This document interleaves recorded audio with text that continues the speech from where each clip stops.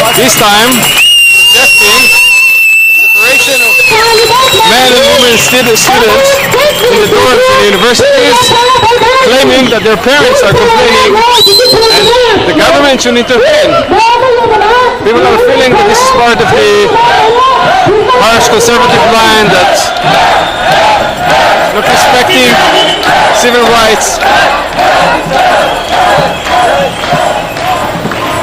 This is not a huge demo. I also don't see any police here. It's quite relaxed. And we're marching now in Kadıköy.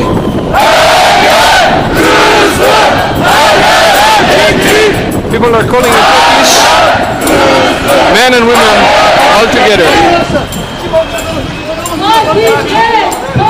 I'll remind you, we also have a chat if you want to chat with us. But it's a simple chat because I cannot read here in the social stream. You can also give us some feedback if you watch good or you hear us good.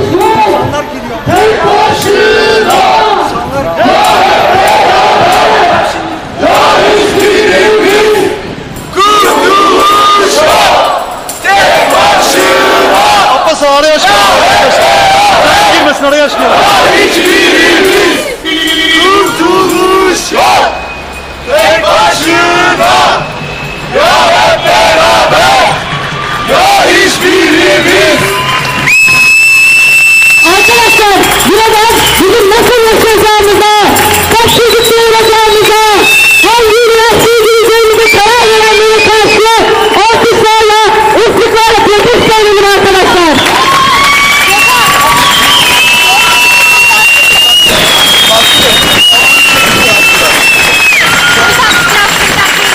Pankartlar güzel.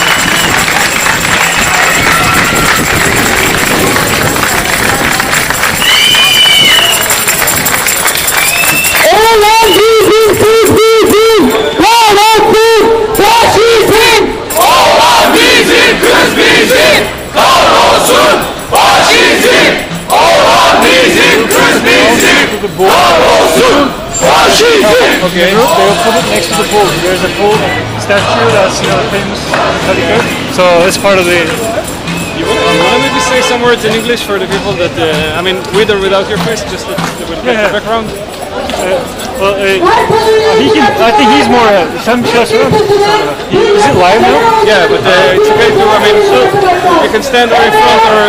This is generally just a reaction against why the government is so involved in relations between genders. Why is it so involved in women? You know, why is it always talking about sex? There are more important issues. Always talking about morals. You know, while it lacks all the morals. And do you have any idea why? Yeah. This is so. Well, first of all, it's dividing the Turkish population from that. Because it knows that there is some traditional aspect of Turkish culture, and it's trying to divide it from that crack. You know, it's just trying to enter that crack and divide the people. Also, I think it's trying to hide the corruption. Hey, we are protecting morals while it's stealing. The companies are stealing, you know, and they're stealing land. They're killing forests, and everybody's talking about gender and morals. Yeah, but so it's kind of a spin to make them talk about something else when something much more important is happening. This is part of the reason, but also part of the reason is they believe in such traditional law, and they want to put this in place. You know, they believe that women should not be so freely expressive in public. And it's not the only thing they suggested. They also call women to have at least 3 children and not to breastfeed outside and some other stuff. Right, like a pregnant woman should not be walking outside with such shame. You know, they believe it's a shame that pregnant women are walking outside. I think this is perverted mind. You know, this guy has some perversion about pregnant women, and he can talk freely in the disguise of Islam. You know. They're like engineering the society. You know, they're trying to engineer a society. Like they say we want 3 kids, I think what he wants is he wants investment. You know, if all his supporters have 3 kids, you know, 20 years from now, he will have more supporters. Yeah. So this is why I believe why he talks about 3 kids. So it's quite cynical. Yes, it's like all a plan, investment. Yeah. Thanks, man. Okay, let's go and see what's going on there. The cold guy. Yeah, I'm gonna see that. So,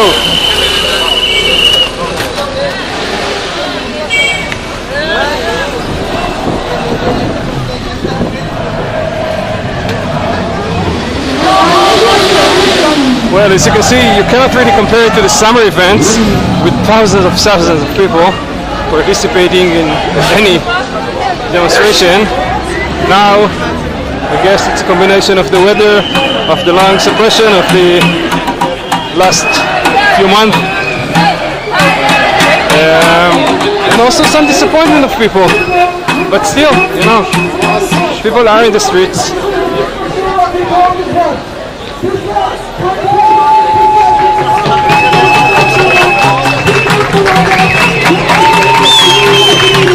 Let's see, there's supposed to be something with a cow and a bull. Wait.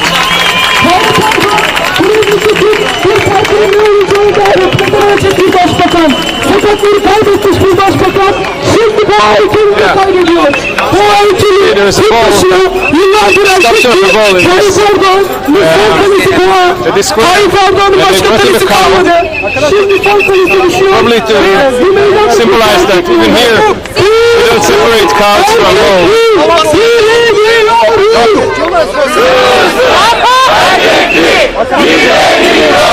Biraz geriye doğru. Try to get a little bit closer. Geriye doğru arkadaşlar.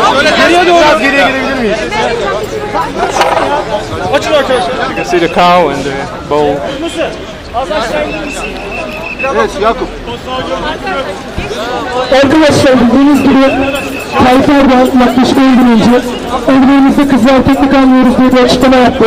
Ancak bugün Tayyip Erdoğan memleketin güneydanındaki partinin ne olacağına dair karar veremeyecek bir başbakandır.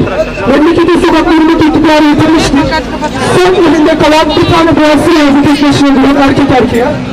Bugün tarımların çağrısıyla eliyle kaybediyor. Tayyip Erdoğan'ın son kulesini bir arada düşürüyoruz. Artık her yerde kızlar, her yerde erkekli diyoruz. Artık bundan sonra bu meydanda da bu meydanda doğal duracak, doğanın yanında duracak ve artık bizim doğamızla yalnız kalmayacak.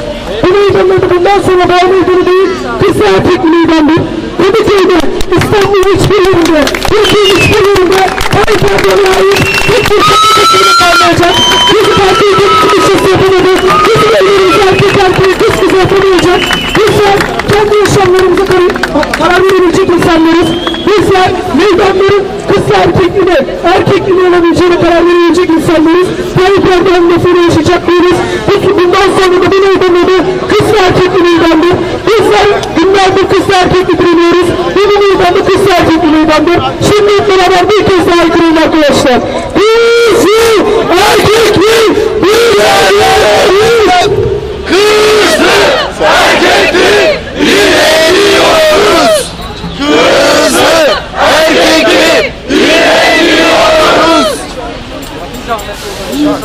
Arkadaşlar, AKP valiliğine talimat vermiş. Demiş ki, eğer kızlar erkekli değilseniz 15 polisle basın demiş. Ancak AKP hiçbir zaman bu polislerin hakkını yararına kullanmadı. Bizler bizi direnişinde AKP'ye çok iyi bir cevap verdik arkadaşlar. AKP bizi meydanlardan kovamadı, evlerimizde kızlar erkekli kalacak diyoruz arkadaşlar. Buradan AKP'ye valiliğini selam gönderelim. Onlara iyi bir yuh çekelim arkadaşlar.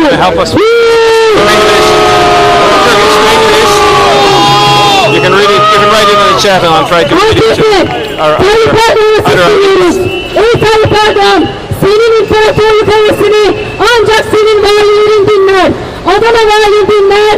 Başka diğer valilerin ancak dinler ama bizden çıkan bu halkı susturamazsın Tayyip Erdoğan. İşte bu yüzden bu meydanlara, gerekirse bütün meydanları kızla erkekli yaparız diyoruz. Evlerimiz kızlı erkekli olacak. İstediğimiz gibi yaşayacağız. Sen bizim hayatımıza dair karar alamayacaksın Tayyip Erdoğan. Buradan Tayyip Erdoğan'a tüm dahillerine alkışlarımızla, sıklarımızla protestomuzu gönderelim.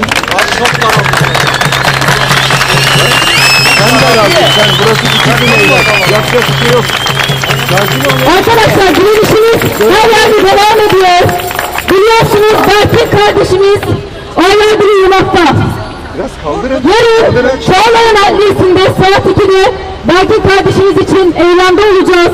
Buradan bütün halkımıza çağrımız olsun. Aynı şekilde bizler bizi şehitlerine sahip çıkmaya devam ediyoruz. Her ne kadar AKP biz onların davalarına katılmayalım diye onları başka iller alsa da biz bu davalarımıza sahip çıkıyoruz. Ayın 21'inde Kartal Adliyesi'nde Mehmet Alvartaş'ın davası görülecek. Bizler yine o adliye kapısında olacağız. AKP'nin adaletsizliğinden hesap soracağız diyoruz arkadaşlar. Şimdi son kez her yer kızlar ve erkekli diyelim. Her yer kızlar, her yer erkekli.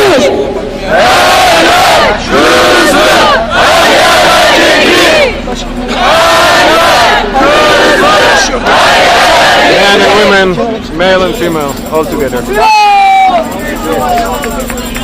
You see people are holding cards here. Ulaş, kurtuluşa kadar savaş! Hain, Hüseyin, ulaş, kurtuluşa kadar savaş! Hain, Hüseyin, ulaş, kurtuluşa kadar savaş! Ayın 19'unda da burada yürüyeceğiz arkadaşlar. Dava için AKP'yi uyaracağız ve eylemimizi yapacağız. Şimdi Mehmet Alvartaş için ayın 19'unda burada toplanacağız. Şimdi eylemimizi burada sona erdiriyoruz arkadaşlar. Son kez her yer kızlar ve erkekli diyelim. Her yer kızlar, her yer erkekli. Her yer kızlar, her yer erkekli! Her yer kızlar, her yer erkekli!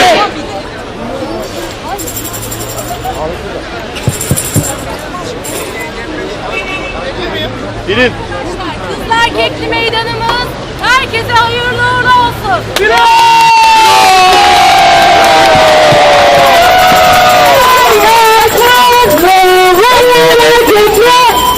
Her yer kızdı, her yer erkekli! As I said, there is no police present. Maybe because it's not too big, maybe because it's quite close. I mean, quite far from Taksim Square. It's in the Asian side, and they're really nervous about anything connected to Taksim Square. I was there yesterday, and it's amazing to see that still 24 hours a day, 7 days a week, there are police in the area trying to prevent any new resistance, no matter in what scale. But here, on the Asian side, things are more relaxed. And Tamam, çektim ben seni. Ön tarafta Makbule Hanım var zaten, arkada sen varsın. you see now the car and the boat. Daha başlangıç! Kızlar erkekli devam! Daha başlangıç! Kızlar erkekli devam! Ne olacak birazdan? O zaman niye In not so big demonstration.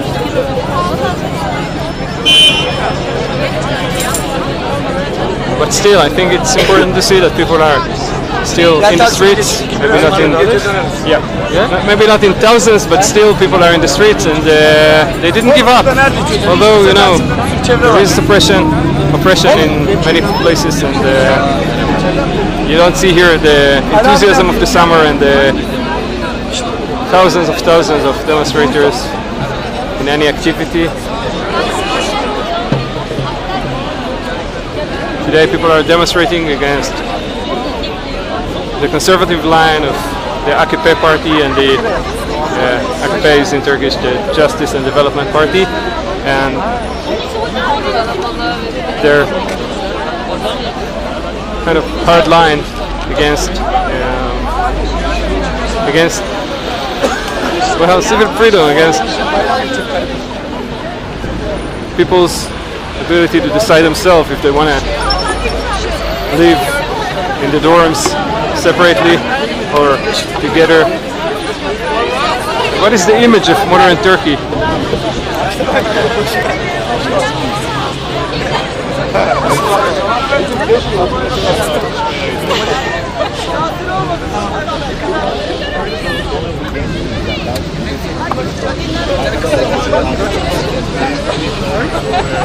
Memeleri bakıyorum arkadaşlar. Herkesin bir özeli var. Aynen.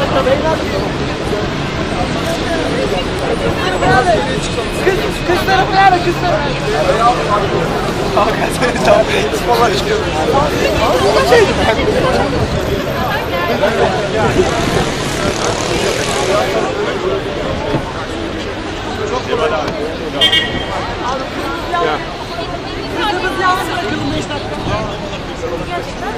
Yesterday we streamed from a squad here in Kadıköy where people watched the movie.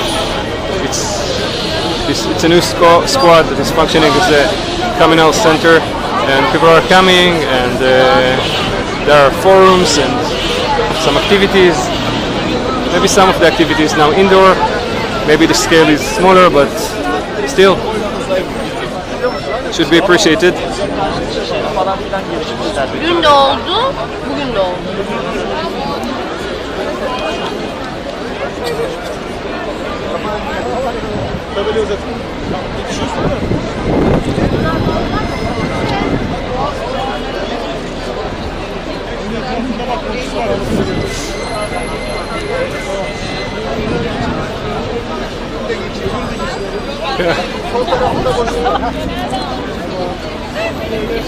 Let's see if we find someone who wants to talk with us in English.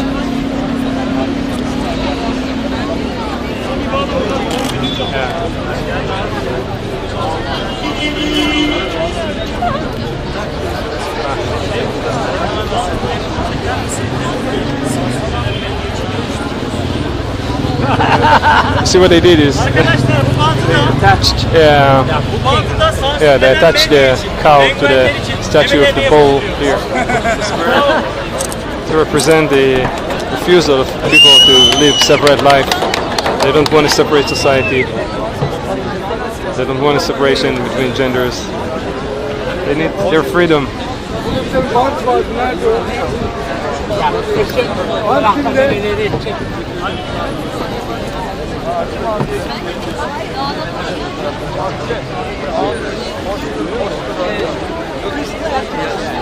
Let me try to find if we can talk to someone.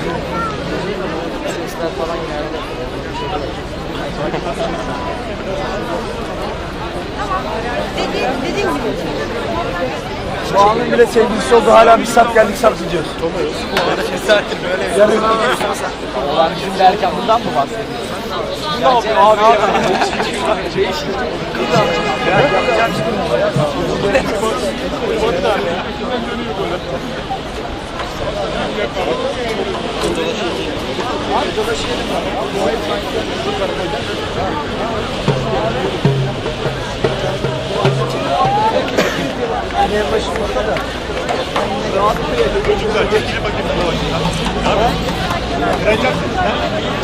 O da aşkı bulunca bir dünya oldu bak kafası. Ya yapıyor.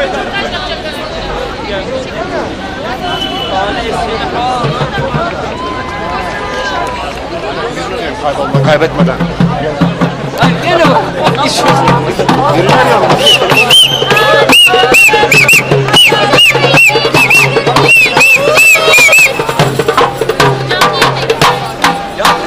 Arkadaşlar, gelin.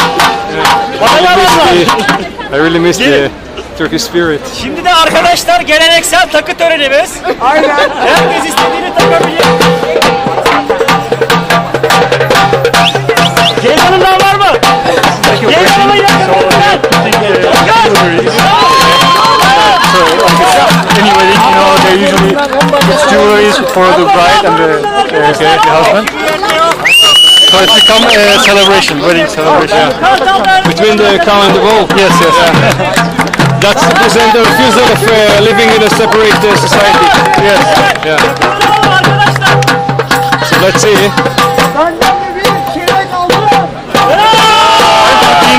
Quarter gold. It's a unit in Turkey they always do. Okay. Ama 3 tane olmasın. They pretend it's a wedding now. Hocam Abbas Ağa Forumu 10 balya saman takıyor. Arkadaşlar Abbas Ağa Forumu'ndan 10 balya saman. Abbas Ağa Forum 10 stalks of grass they are sending. Yeah, and the Abbas Ağa Forum is sending $10 of grass for the, for the cows to be able to eat. That's the good, even great Turkish spirit I missed. Humor is part of the demonstration. Creativity is part of the Evet arkadaşlar bir revolution. de hakikaten Now you see some jewelries. çalarlar. Öğrenciydi beni. Bayrağımızı hediye ederiz. Actually gold they pushed. Wow. Yeah, that's, I think they'll sneak it. Yeah, somebody contributed some gold rings. Nişanlı bayrağı. And the Turkish flag. Actually, this flag is Turkish with the image of Atatürk. Başka takı takmak isteyenler var mı?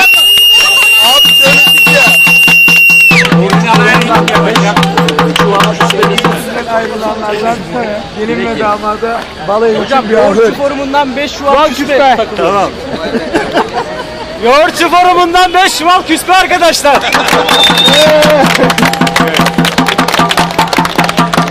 Let's see what next. Meşhur sakatatları da Tayyip'e yollarız artık. Damat neyden? Şeyler olması lazım tabii yani. Samanlık.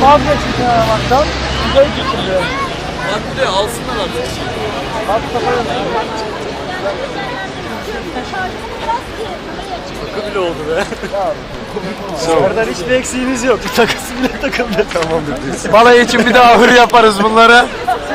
Samanlık lazım hocam. Seyran olacak daha yani. Hocam ahır benden, saman senden. Hava soğuk üşümesin yazıyor. Acaba baş başa mı bıraksak artık? Evet. Gelinle Ama damat geleni kaçırırlar baş başa bırakırsak. yalnız direkt düğüne bağladık. Damat kaçırırlar. Fulya da Fulya. So many people left. Yürekler yara. You know, they might be uncomfortable now. We're all around. So. Yeah, they need their time. They need their time now. Yeah. Yeah, well. Allah söyle ha onları. Ama I think we can find somebody who... Aydan abla. Aydan abla. Aydan abi. Ha bu inek bizim ayaklarını ineğine benziyor. Hadi We'll çekiyorum. try to find someone to talk with us in English. If it works, it works, and if it's not, then next. Hadi çekiyorum. İneği de alayım mı? Neyi de atalım? Aydan abi biraz kay. Ha biraz böyle kayın da. Ama bir tane erkek var. Okay. Yeah, that's fine too. Hello. Hi. What's your name? Name İrfan. Okay. Speak English little. Okay, you can speak in Turkish, and maybe we can translate. yaparsanız. Okay.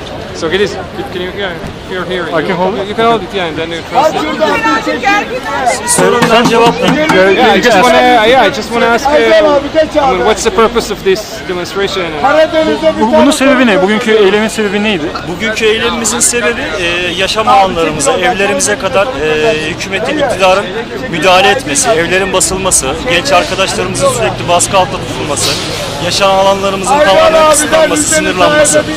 Well, the purpose of today, he says, today's protest is that the government is infiltrating and invading our private space, you know, into our houses, and they are even sometimes making a surprise. Like they knock the door and they come and ask for IDs, you know, things like this. Raids. Raids, yeah, they do raids into our private space. And yeah, I understand that this one is against the separation of men and women in dorms in the universities. Bugünkü de sanıyorum kızlarla erkekler, yurtlardaki kızlar erkekler arasındaki şeyden dolayı çıktı. Evet, bugünkü öyle oldu.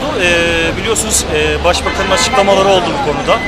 İşte kendisi öğrencilerin evlerine basılacağını, işte valilere talimat vereceğini, Adana valisinin bunu uygulamaya geçeceğini ve insanları sürekli baskı altında tutma çabaları. Today's protest was actually about this. That the president he told that now he will give some he will command his people to put pressure on the people who live, women and men in the same house. He will order that he will pressure that. So we are here to protest this speech.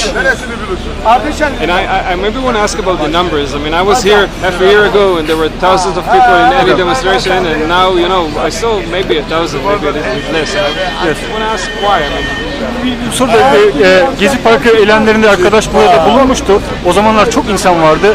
Neden bu insanların sayısı azaldı? Onu soruyorum. Ben sayının azaldığını düşünmüyorum. Şimdi Gezi Parkı eylemleri esnasında şöyle bir durum vardı. Orada tüm Türkiye genelinde insanların gelmesi vardı. Bu sayıda bir azalma yok. Şu anda Türkiye'nin her yerinde, Adana'da, İzmir'de, Antalya'da, İstanbul'un tüm ilçelerinde ve illerin tüm ilçelerinde zaten bu orada Taksim Dayanışma'nın aldığı karar doğrultusunda zaten bu forumlar yapılıyor. Bu forumlar organize ediliyor. Her ilçede ayrı eylem yapılıyor. Herhangi bir azalma yok. Sadece Taksim'de meydanda bir şey vardı. Genelin toplandığı, merkezde toplandığı bir durum vardı. Bu örgütlenme olduğu gibi devam ediyor. Şu anda hiçbir şey yok. Eksilme olduğunu ben düşünmüyorum. He believes that it's not less, but it's just not as centralized. You know, he said in Taksim there was one place where people from outside Turkey, outside Istanbul, could come and just join. But he says he's actually from Kartal Forum, right? There are now people more sporadic, but in a lot of places, you know, like a lot of gatherings, but just more decentralized.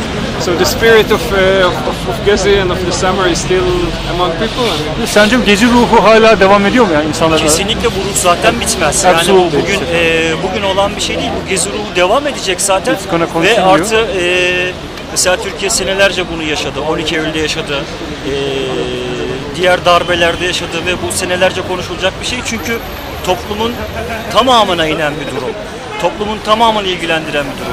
Zaten hükümetin de biliyorsunuz korkusu, bugünkü yaptığı açıklamalar, bizim buradaki eylem sebebimiz kızlı erkekli oluşumuz. Zaten bu korkunun şeyi, bu ruhun devam ettiği, bu ruhun zaten bitmesi mümkün değil.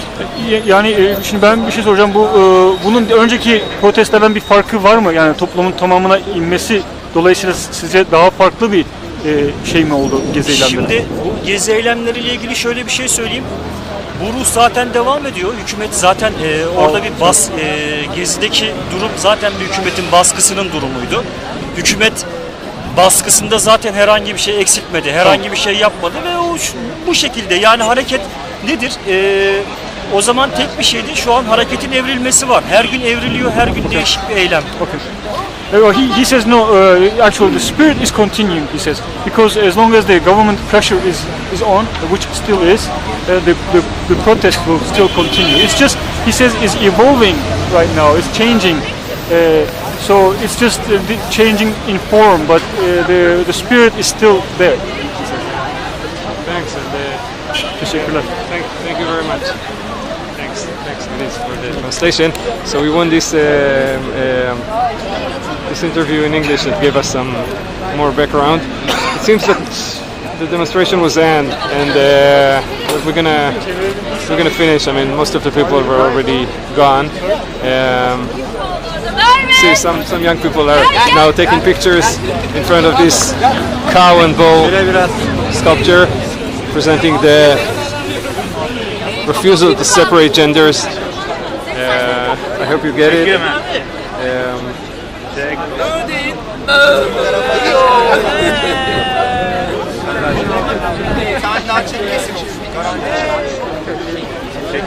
Yeah,